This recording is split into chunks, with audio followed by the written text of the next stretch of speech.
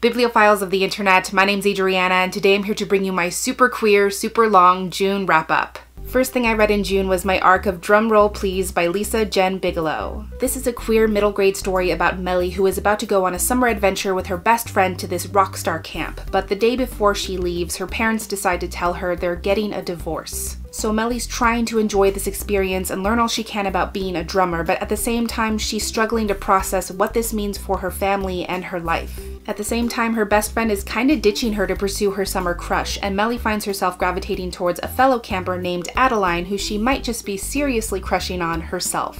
I love the balance this story strikes because it has those fun, easygoing summer vibes. There's puns, there's music humor, there's camp shenanigans and music activities, but it's also very much about finding yourself in difficult times. For Melly, this camp comes at the perfect time because she's going through an experience where she needs to fill up her life with friends and good times and music so that there's no room for anything else. But also because she's become comfortable being in the background. She's used to being known as a daughter, a friend, a drummer, but those identities are always defined in relation to someone else. This camp gives her a chance to discover who she is, what she likes, what she has to say. She's used to following her best friend and letting someone else call the shots. Melly's never really given herself permission to find her own sound, to figure out her own taste. That's what this camp really represents. And the relationship elements were also handled really well. It's not this taboo, shocking thing when Melissa realizes she has feelings for Adeline. It's very real and organic. She just has this moment where she's like, I've never had these feelings for a girl, but I'm open to figuring out what this is. So overall, this was a really fun, uplifting, empowering, moving story that I really love. I gave this a huge 5 stars. Then I finally read Radio Silence by Alice Oseman. This story is about a biracial, bisexual girl named Frances, an elite scholar who's only ever focused on her academics. But what she loves most is a podcast called Radio Silence, and she sort of made a name for herself online by creating fan art. To her surprise, she's invited by the creator of Radio Silence to officially produce art for the podcast, and she gets an even bigger surprise when she discovers that the creator is actually her neighbor, Aled, who lives right across the street. But shortly after they join forces, the podcast goes viral and everything spirals out of their control, forcing their friendship closer and closer to the breaking point. Potential triggers for brief secondhand descriptions of domestic/emotional abuse. Also, Aled is ace, and if I remember correctly, not entirely cis. I found myself becoming really invested in this fast, unlikely friendship between Aled and Frances. Their collective energy was infectious, and the pure joy they got from creating together and supporting each other was what kept me coming back. That said, I didn't completely love this book. The perspective to me is very limited because we're mostly confined to Frances's thoughts when she's not the only person this story is happening to.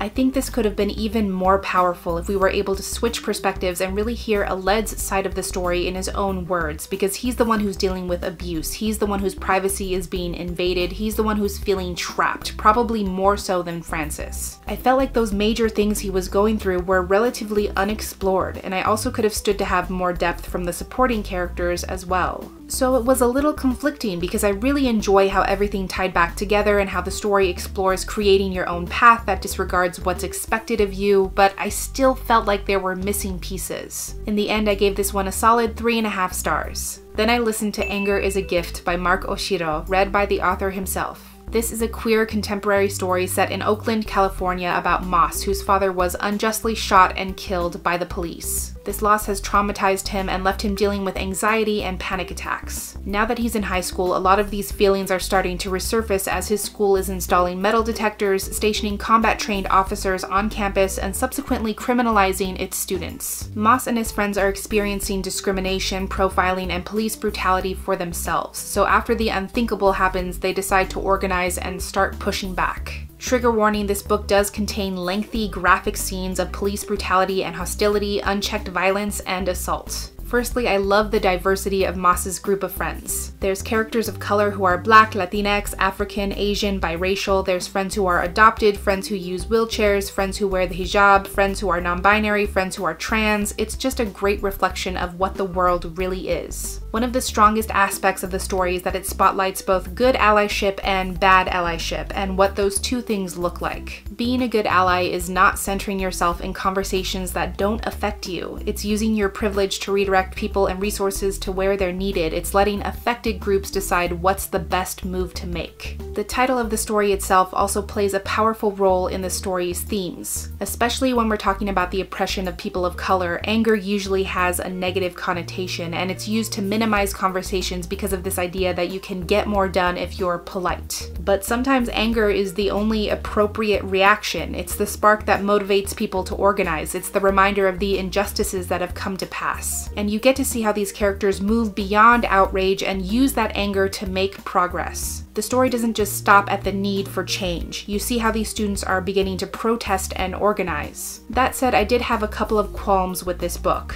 Firstly, that everyone in power is painted as completely villainous and corrupt. Corruption does exist. It is normalized. People are complicit, but there's really no person in power here who displays any shred of humanity or even so much as hesitates. It's like they're emotionless, non-complex robots we're supposed to hate, and it just isn't that clean cut. Secondly, I'm not going to say who, but there is a major character death within the main group of friends, and even though I understand what was supposed to be accomplished there and how that death narratively was intended to function, even now, it just kind of feels cheap. Because of the way it was set up and the way everything went down, it just feels like kind of a gimmick. So ultimately I gave this one 4 stars. Then I read one of my most anticipated releases, and that was Running with Lions by Julian Winters. And I buddy read this one with my sunshine boy Matthew Sharapa, which was a really fun experience. This is an amazing queer sports narrative about high school soccer player Sebastian, who's going into his senior year with a strong team he really trusts. But when the team begins their summer training camp, he's in for a surprise when his ex-best friend and current rival Amir appears to be joining the ranks, threatening to throw the entire team off with his horrible attitude.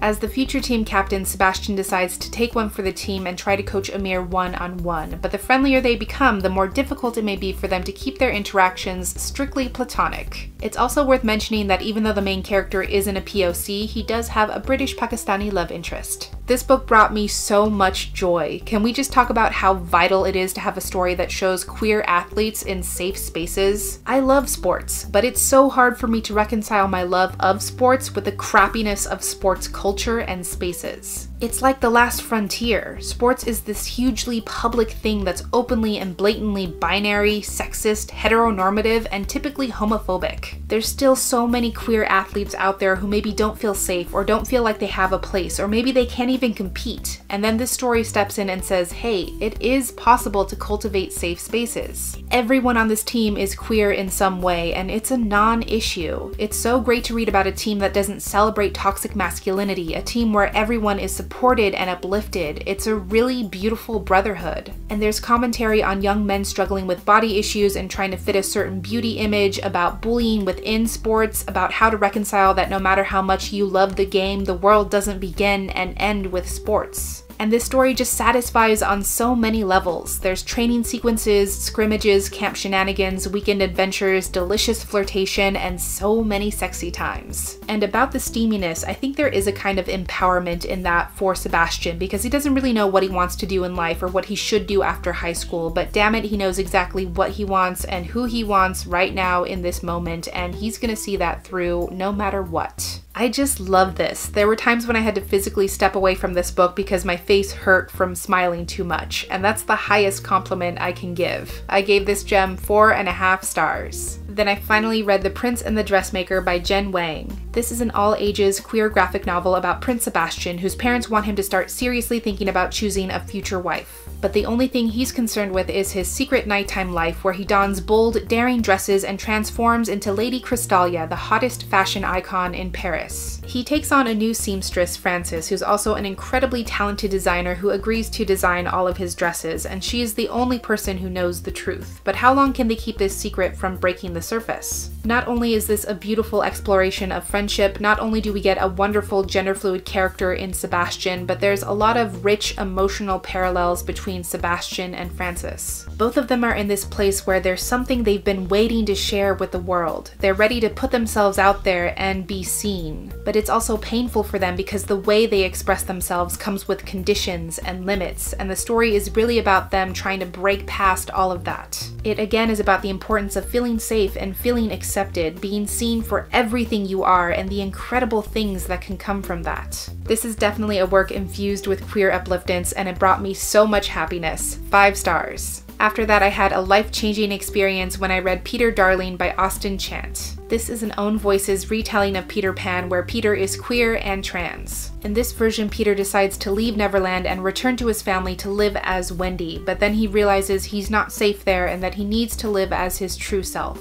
So he returns to Neverland, but when he does, everything is different. The Lost Boys don't recognize him since he's gotten older, and they've taken on a new leader in his absence. Plus, Peter's return means stirring up bad blood between the Lost Boys and the pirates. And as an old war reignites, Peter also has to deal with possible budding feelings for his lifelong rival, Captain James Hook. I've always had a fascination with Peter Pan, and I just feel like this twist on the story was like so many puzzle pieces finally locking into place. This version finally supplies Peter with a reason for that manic energy that's his trademark. He's always been charming, enticing, charismatic, relentless, manipulative, gleefully cruel. He has dramatic highs and lows, but we've never known why. Here we have an answer. Trauma, fear, desperation for distraction. He purposefully seeks impossible, dangerous situations so he can feel powerful and in control when he finds a way to make it out safe. Peter is running from his past, and running at breakneck speed is the fastest way to get away. Recklessness is just a byproduct. Another part of that is posturing and how playing into masculine roles, which are often toxic, is a largely performative act. Part of Peter's obsession with fighting and getting himself into danger is due to him overcompensating in order for him to pass as a man in his own mind, and the story comments on that. And the story also shows through both Peter and James that there's more than one valid way to process trauma. You can be in a place where you want to move on and completely separate that part of your life, or you can be in a place where you say, I don't want to forget that this experience made me who I am. Neither process is less. There's so much to discuss, like how this story beautifully handles trans bodies and disabled bodies, how powerful the romance is, how the adventures and plot points we see in these pages are wholly original while still being faithful to the source, but needless to say, this was a very clear 5-star book. My poetry collection for June was Don't Call Us Dead by Dinez Smith. This is modern poetry that clearly outlines the effects of police brutality, systematic oppression, and the deep-seated effects of racism, specifically in Black communities in the US. Dinez Smith is also queer, so this collection does dip into what it means to be Black and queer, especially in modern times. Dinez Smith is an amazing talent. I knew that going into this collection, but I was still blown away by their work. They have a way of sharply bringing things into focus and forcing the audience to sit with unpleasant truths. There are lines in here I still think about, like when the speaker says, "Do you know what it's like to live on land that loves you back?" When they talk about how Black youth are actually safest when they're dead and buried because then at least they can no longer be hurt. Or how once the kidnapping of one white woman started the Trojan War, but when Black people go missing, America stays silent. There's sensuality, there's anger, there's passion, and beautiful verses that make you feel feather light. I cannot wait to read more from Dinez Smith, and I gave this collection 5 stars. The last novel I read in June was Wild Beauty by Anna Marie McLemore. This is Own Voices queer Latinx magical realism about the No Me Olvides women who have spent generation after generation tending the grounds of this estate known as La Pradera. Basically, they all contain this overwhelming magic that overflows from their bodies as the creation of flowers and plants. La Pradera is the safest place for them to exist without fear of discovery, and they're also hiding a painful legacy. If they fall in love too deeply, their lovers vanish. After generations of fear and vanishings, the earth suddenly surrenders a mysterious boy for the No Me Olvides women to find among their flowers. Also, like all the women in this family are bisexual, which is fantastic. Anna Marie McLemore's prose is stunning. It's gorgeous, lush, rich, engaging, enticing, but it's not just pretty for the sake of being pretty. There's so much substance. This author has talked so much about how magical realism has a singular Latinx history and how it's really about living in a culture of oppression where magic is a means of survival or hope. Those ties are definitely present in this story that comments on the treatment of immigrants, their erasure, and how Latinx communities are in some ways complicit with burying our own history and our own trauma, whether we realize it or not. But I also think the story speaks to Latinx youth accepting a sense of worth that's been outlined or predetermined by someone else. All of the No Me Olvides girls blindly accept this legacy of suffering and pain that's been handed down through generations. They believe their very existence is a curse or a punishment for being too greedy in the way they love, and that's how they've been taught to believe. So they've never even considered that the very earth is trying to tell them something more about themselves. I fell in love with this book. I can't wait to own it and reread it and annotate it properly because there's so much to think about, and that's why I gave it 5 stars. So those are all the books I read in the month of June. If you've read any of them yourself, I would love to know your thoughts in the comments. But that's everything I had for this wrap up today. Thank you so much for watching this video. I really hope that you enjoyed it, and I will catch you on the flip side of the page. Bye!